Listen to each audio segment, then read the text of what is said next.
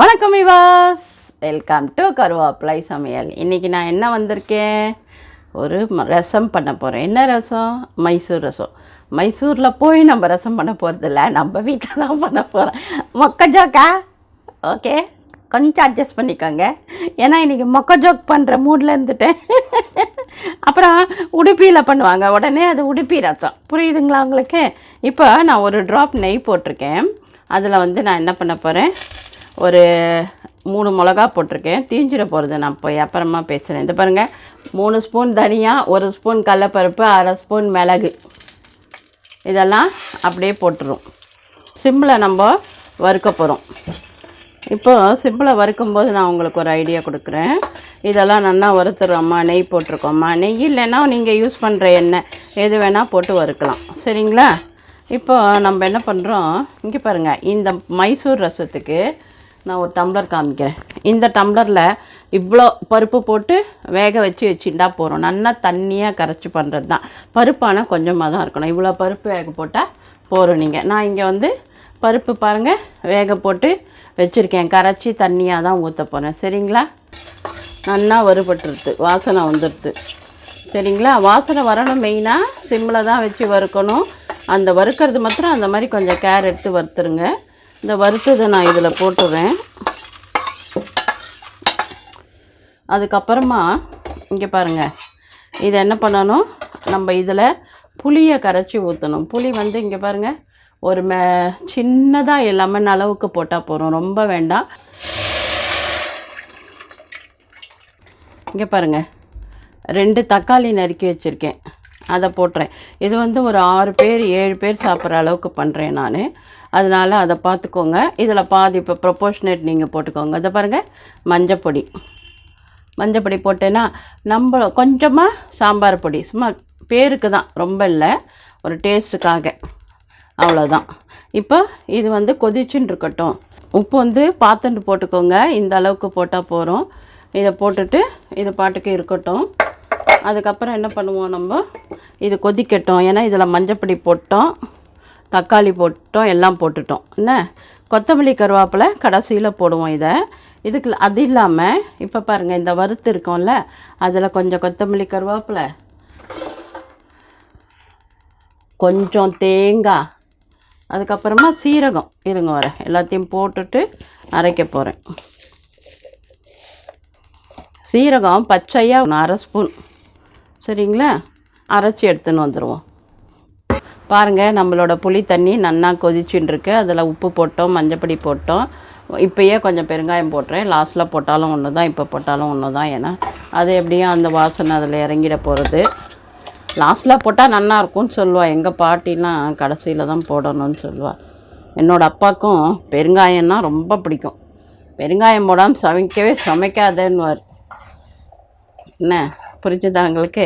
இப்போது நம்ம என்னென்ன ரசம்லாம் போட்டிருக்கேன், சீரக ரசம் போட்டிருக்கேன், மிளகு ரசம் போட்டிருக்கேன், பருப்பு ரசம் போட்டிருக்கேன், இப்போ மைசூர் ரசம் போடுறேன். அப்புறம் பாம்பேலேருந்து ஒரு பொண்ணு, பேர் கூட மறந்துட்டேன், அப்புறம் சொல்கிறேன்.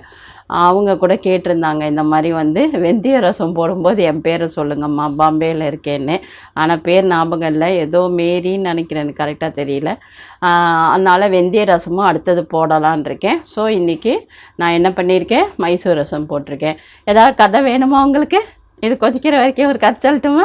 ஒரு குருவி இருக்கான். அந்த குருவி என்ன பண்ணுமா, பறந்து போய் ஒவ்வொன்றா ஒவ்வொரு நிகழ்ச்சியாக பார்க்குமா.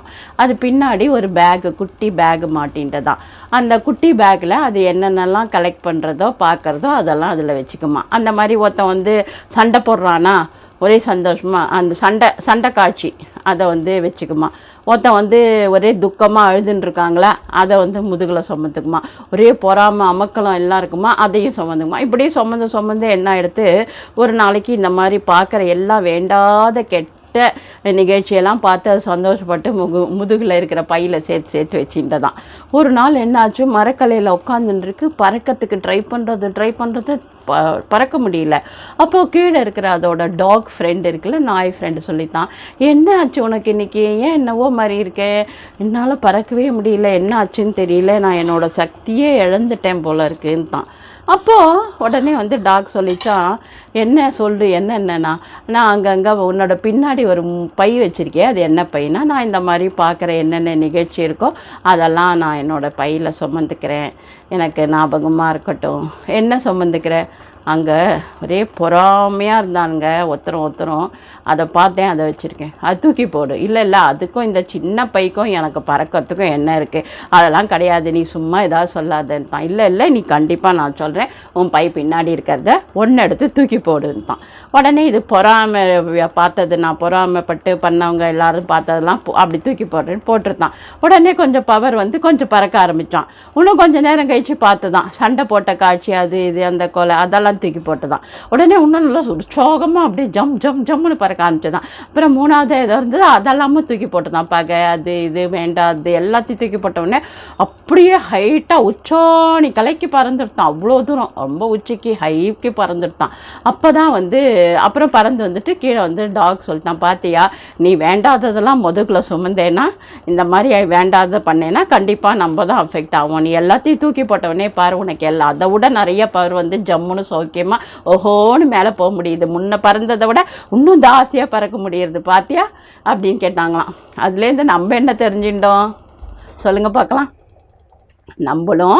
நம்மளோட துக்கம் பார்க்குற வேண்டாததெல்லாம் மனசுக்குள்ளே போடக்கூடாது. பார்த்தோமா அதை அப்படியே விட்டுடணும். அங்கங்கே விட்டுட்டு நம்ம பாட்டுக்கு நம்ம வேலையை சந்தோஷமாக இன்றைக்கி என்ன பண்ணோம், இன்றைக்கி என்ன செஞ்சோம், அந்த மாதிரி நம்ம இருந்தோம்னா நம்ம வாழ்க்கை எப்படி இருக்கும், ஆரோக்கியமாக பவர்ஃபுல்லாக போயிட்டே இருப்போம். கரெக்டாக? பிடிச்சிருக்கா இந்த கதை? பிடிச்சதுன்னு எஸ் சொல்கிறீங்களா? ஓகே, இப்போ நம்ம அரைச்சி கொட்டினது கொதிச்சுட்டா அதுக்கப்புறம் என்ன பண்ண போகிறோம், இந்த பருப்பு தண்ணி இருக்குது பார்த்தீங்களா, கரைச்சி வச்சுருக்கோம்ல, கொட்டிட்டோம் பருப்பு தண்ணியை எல்லாமே போட்டாச்சு. நம்ம ரசம் ரெடி ஆகிடுது. இப்போ நம்ம என்ன பண்ணணும், கொத்தமல்லி கருவேப்பிலை போட்டுட்டு நெய்யில் வந்து கடுகு தாளித்து கொட்டிட்டோன்னா நம்மளோட ரசம் ரெடி ஆகிடும். சரிங்களா? சூப்பராக இருக்கா பார்க்குறதுக்கு?